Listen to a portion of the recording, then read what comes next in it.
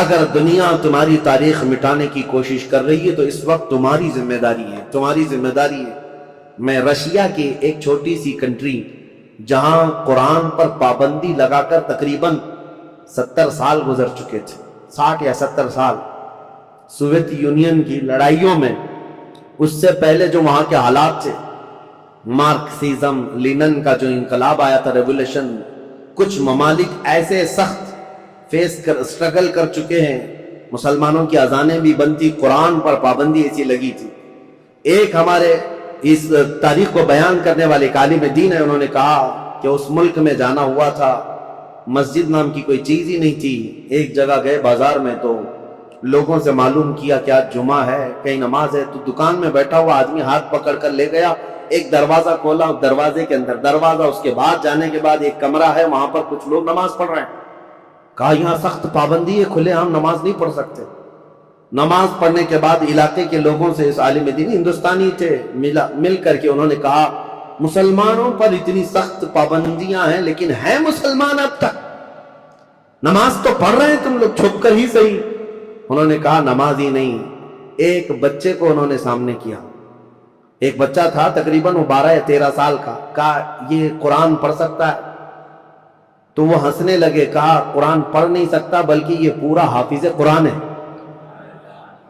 یہ عالم دین کہتے ہیں میں اس کو جگہ جگہ سے قرآن پوچھتا رہا اور وہ قرآن زبانی سناتا رہا۔ ایسی جگہ پر جہاں اذان پر پابندی ہو، جہاں قرآن رکھ نہیں سکتے، ایک بچہ حافظ قرآن ہے۔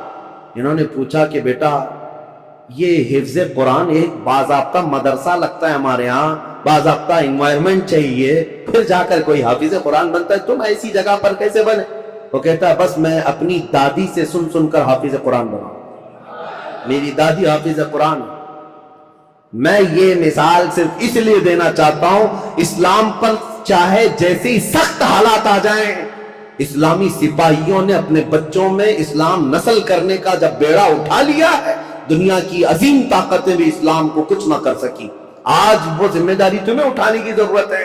تم یہ مت دیکھو کہ کہاں کیا بدلا جا رہا ہے سوشل میڈیا پر اور یا اسکولوں کے نصاب میں، سیلیبس میں اور فلموں میں، جو ہمیں فلما کر کے دکھایا جا رہا ہے۔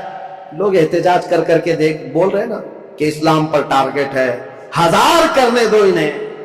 یا آج سول کوڈ کی بات لے کر کے مسلمانوں کے قوانین بدلنے، یہ سب حالات آئیں گے، سخت ترین حالات آئیں گے۔